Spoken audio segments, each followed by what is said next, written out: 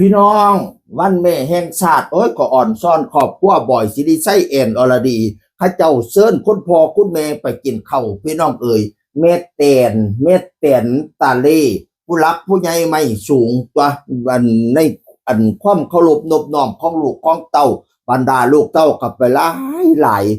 ถือว่าเป็นวันขอบว่าเนาะพุ่นน่ะเพิ่นไปสมมาคารวะแม่แตนพี่น้องเอ่ย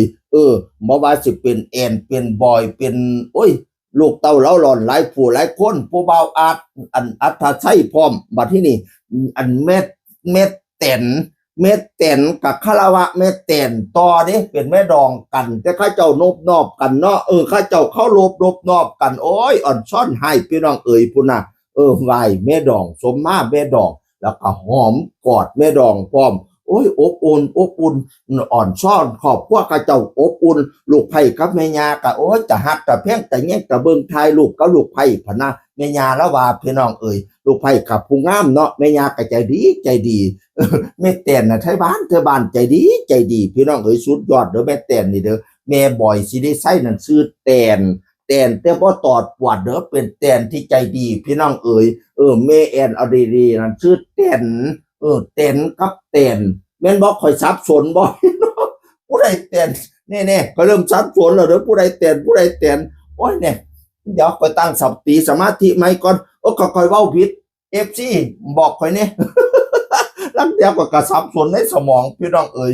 เอ็นอรดีคำว่าเขียนของขวัญที่ดีที่สุดของลูกไม่ใช่สิ่งของราคาแพงแต่คือการที่ยังมีแม่ให้กอดให้บอกรักและให้เรียกว่าแม่ในทุกๆวันสุขสันต์วันแม่นะคะของขวัญที่ดีของลูกบ่เป็นสิ่งของราคาแพงเพียงมีแม่ให้กอดเนี่ยผู้ใดมีแม่ให้กอดจงภูมิใจจงดีใจไว้